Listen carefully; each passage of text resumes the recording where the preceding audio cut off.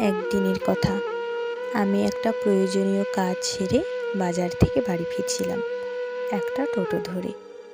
আমার সাথে সেই টোটোতেই ছিল একজন বৃদ্ধ মহিলা। তিনি আমাকে দেখা মাত্রই অনেক কথা বলতে শুরু করলেন। আমার ব্যাপারে ওনার এত জানার আগ্রহ দেখে আমি অবশ্য একটু অবাক হয়েছিলাম। এরপর তিনি নিজেই নিজের সম্পর্কে আমাকে বলতে লাগলেন।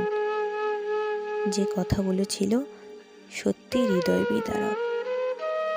তিনি আমার হাতে স্মার্টফোন দেখে আমাকে জিজ্ঞেস করলেন, আচ্ছা মা, তোমার হাতের স্মার্টফোনটা কি তুমি 300 টাকা দিয়ে রিচার্জ করো?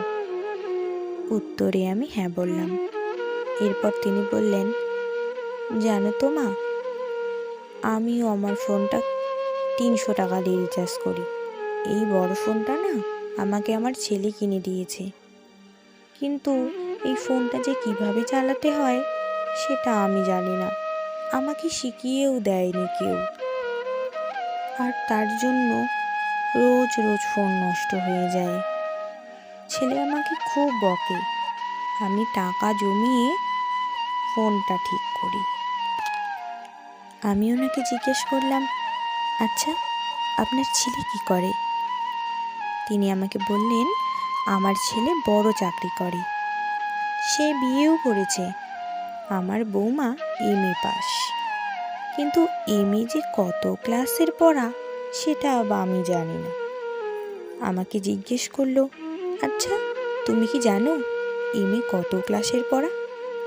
উত্তরে আমি বললাম, হ্যাঁ জানি, সে অনেক দূরের পড়াশোনা, অনেক পড়াশুনো করলে এমএ পাস করা যায়। তিনি বললেন, ও তাই বুঝি? আমি হ্যাঁ বললাম।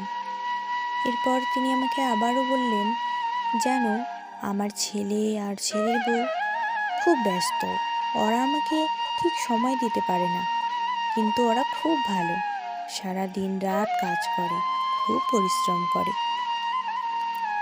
কথাগুলো শুনে আমি কি বলবো আমি বুঝতে পারছিলাম না। এতক্ষণ ধরে ক্লান্ত শরীরে চোখ মুখে বিরক্তির ছাপ উঠলেও ওনার কথাগুলো যেন মনের কোথাও গিয়ে বিঁধল কাটার মতো। সবশেষে বুঝতে পারলাম উনি কেন এত কথা বলছিলেন নিজে থেকে।